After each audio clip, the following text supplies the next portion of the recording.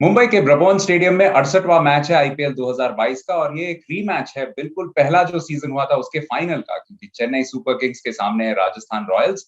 लेकिन अगर इस सीजन की बात करें तो दोनों के तकदीर काफी अलग अलग रहे हैं।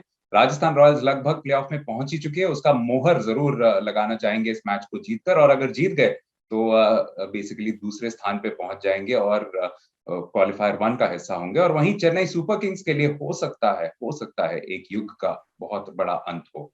इस सब के बारे में बात करने के लिए हमारे साथ ESPN cricket for T20 time out Hindi में जुड़ रहे हैं पूर्व भारतीय टेस्ट क्रिकेटर आकाश चोपड़ा। आकाश, सबसे पहले आप के साथ राजस्थान की ही बात कर लेते हैं और खासकर उनके बल्लेबाजी की। पिछले कुछ मैचेस में थोड़ी बहुत इनकंसिस्टेंसी रही है, लेकिन जरूर एक जीत के साथ प्लेऑफ्स में घुसना चाहेंगी। विदाउट डाउट देबान, क्योंकि हम सब जानते हैं कि कितना महत्वपूर्ण है वन और टू में फिनिश करना। You get to chances. और इस शो में भी हमने कई बार ये बात की है कि आज तक के इस टूर्नामेंट के इतिहास में सिर्फ एक बार वो टीम जीती है जो टॉप टू में फिनिश नहीं की है।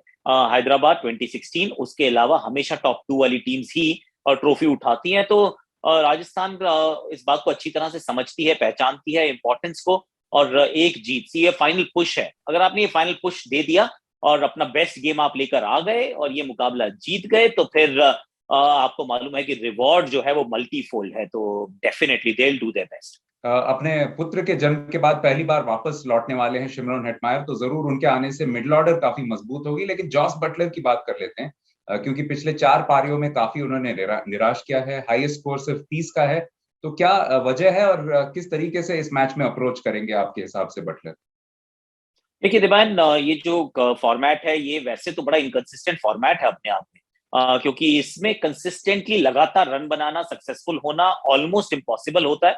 और अमूमन आप देखते हैं, एक वो कोहली वाला सीजन था जो जो बिल्कुल ही एक विचित्र सीजन था जिसमें 900 से ऊपर रन बना दिए।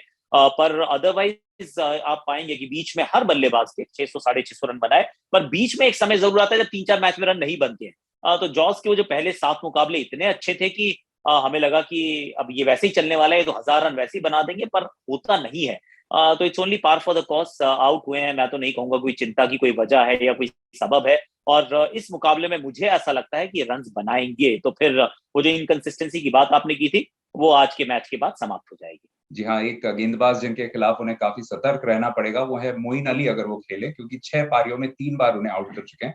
वही रुक करते हैं उनकी जो मजबूत पक्ष है उसकी तरफ, गेंदबाजी, जहाँ पे युजवेंद्र चहल तो बहुत अच्छा खेल ही रहे हैं। आर अश्विन ने भी कमाल का परफॉर्म किया है, जरूर ज्यादा विकेट्स नहीं लिए लेकिन कई क्रूशल मोमेंट्स पे आके किफायती स्पेल डाल के जाते हैं। और तेज गेंदबाजों के तो क्या कहने।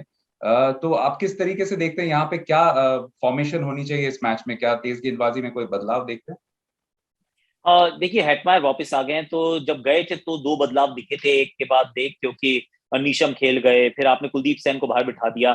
तो सडनली वो आपका बैलेंस जो है थोड़ा सा आप दोबारा ढूंढने लगते हैं। मुझे लगता है कि अब स्ट्रेट स्वॉप होगा। नीशम जाएंगे और उनकी जगह हेटमायर आ जाएंगे। हेटमायर 5 नंबर पे बैटिंग करेंगे। कुलदीप सेन ने कुछ खराब नहीं किया था, पर ओबेन मकॉय ने पिछले मैच में अच्छी गेंदबाजी की है। अब राजस्थान को सिर्फ एक सवाल का जवाब देना है कि हमारे फाइनल वीक में, प्लेऑफ्स में कौन से फर्स्ट चॉइस 3 पेसर्स हैं। अगर तो उस सूची में नाम कुलदीप सेन का है तो वो खेलें, अगर उबैद मकॉय का है तो वो खेलें। बाकी तो मुझे किसी भी बदलाव की कोई गुंजाइश नहीं लगती। आप अगर डिसीजन मेकिंग में होते तो आप किसको चुनते? और ये मैं इसीलिए पूछ रहा हूँ कि आपसे ये भी पूछना चाहता हूँ कि कुलदीप की कौन सी क्वालिटी आपको सबसे ज्यादा भाई है इस सीजन? देखिए कुलदीप ने डेथ में अच्छी गेंदबाजी की है और टेम्परामेंट उनका मुझे बहुत खूबसूरत लगा है। गति तो देखिए सबकी 140, बहुत सारे अब तो फास्ट बॉलर हो गए जो 140 डालते हैं, तो उसको तो आप वो विचित्र क्वालिटी या अलग क्वालिटी नहीं कहेंगे। जो हटके बात है वो ये है कि एक डेथ ओवर मुझे याद आता है, वानखेड़े का मैदान था और उन्होंने अपनी टीम को उस मुकाबले में भी जिताया था। वो शायद उनका डेब्यू मुकाबला था। उसके बाद वो काम उन्होंने कई बार किया जिसमें अंत में गेंदबाजी करने के लिए उनको बुलाया गया। ऐसे में बहुत बार होता है, इनफैक्ट अनुभवी गेंदबाज भी बिखर जाते हैं, पर ये बिखरे नहीं है। तो ये मुझे बहुत अच्छी बात लगी कुलदीप सेन की। पर Ubaid मकॉय, left armour, international experience, playoff के मुकाबले और थोड़ी सी धीमी होती हुई पिचेस, लोअर वन का एक्सपीरियंस, तो मुझे लगता है कि ये जो हो सकता है कि ऊंट जो है उनकी करवट में बैठ जाए। आई थिंक उबैद मकॉय खेलेंगे। चलिए अब उस सवाल पे आते हैं जो शायद इस वीडियो का टाइटल भी होगा, क्योंकि यही सवाल सबके जहन में है। क्या हम जितने भी लोग सोशल मीडिया पे हैं, thank you Dhoni, thank you MS वाले ट्वीट्स तैयार रखें? नहीं नहीं, बिल्कुल मत रखिए, क्योंकि ये बात तय है देवायन कि वो हो सकता है ना खेले अगले साल, लेकिन जब आप और मैं और वो पूरी सोशल मीडिया बैठ के जब वो तैयार रखेगी ना कि अब ये होगा, तब तो पक्का नहीं होगा। तो एक्सपेक्ट दी अनएक्सपेक्टेड। वैसे मुझे तो लगता है कि अगले साल खेलेंगे, क्योंकि अपना जो एयर अपेरेंट है, जो कहते हैं ना कि जब किंग होता है, जो उसका राजकुमार होता है, वो राजकुमार तैयार नहीं हुआ है, तो पदवी पे किसको बिठाएंगे? अभी ये दोबारा शॉपिंग करने जाएंगे, एक नए दृष्टिकोण से शायद कप्तान ढूंढेंगे। पर चेन्नई को अगर अभी कप्तान तैयार नहीं है, जो नहीं है, और जिस प्रकार की क्रिकेट खेले हैं, आई वोंट बी सरप्राइज कि आप महेंद्र सिंह धोनी को दोबारा खेलते हुए देखें। चेन्नई की बल्लेबाजी पर ही बात कर लेते हैं कि इस सीजन में शायद सबसे कंसिस्टेंट या सबसे बड़े गेंद रहे हैं कि गायकवाड और डेविन कॉनवे की बहुत अच्छी जोड़ी सज गई है, संवर गई है। लेकिन उसके अलावा मिडिल ऑर्डर में अभी भी थोड़े से सवालिया निशान है। पिछले मैच में कुछ प्रयोग किए थे, क्या आप उन्हें बरकरार देखते हैं?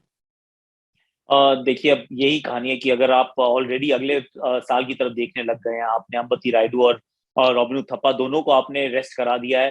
जगदीशन को आपने ट्राई किया, उसके बाद आपने पोस्ट मैच में ये भी कहा कि हम उनको अगर ऊपर नहीं कराते तो फिर हमें पता नहीं चलता। हालांकि भेजना हमें शिवम दुबे को चाहिए था। जब आप उस दृष्टिकोण से मैच की तरफ जाते हैं तो ये बहुत मुश्किल है इस मैच के प्रीव्यू में सोचना, समझना, या फिर उसको भांपना कि ये क्या करने वाले हैं।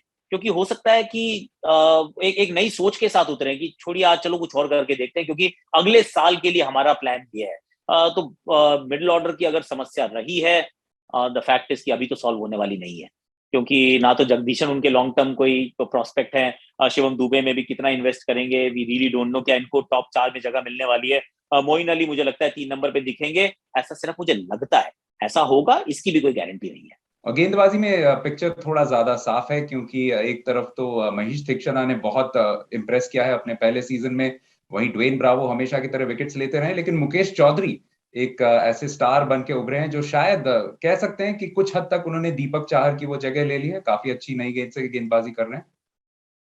और सोचिए अगर ये दोनों साथ होते तो क्या मजेदार होता है। एक तरफ से लेफ्ट आर्म स्विंग, दूसरी तरफ से राइट आर्म स्विंग। तो मुकेश चौधरी विदाउट डाउट उनके दृष्टिकोण से फाइंड ऑफ द टूर्नामेंट रहे हैं अभी तक, और अगले साल उनके इर्द गिर्द वो बिल्ड जरूर करना चाहेंगे। दीपक चाहर अगर उपलब्ध होते हैं तो सडनली ये गेंदबाजी आपको बहुत पोटेंट नजर आएगी कि हर बार ये 6 ओवर में 1 या 2 आउट कर देते हैं। चेन्नई सुपर किंग्स को उस दृष्टिकोण से देखता हूं मैं अगले साल के लिए। तो बात बिल्कुल ठीक है, पर I am also excited about Mahesh Pathirana, क्योंकि अब पथिराना जिस तरीके की गेंदबाजी कर रहे हैं, मुझे लगता है आज शाम को भी विकेट चटकाएंगे।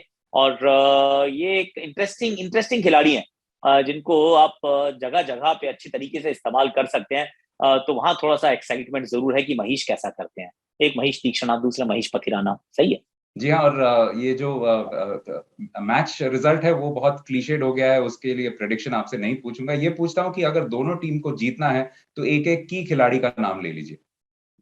ओके, अगर आरआर को जीतना है तो जॉस बटलर चले।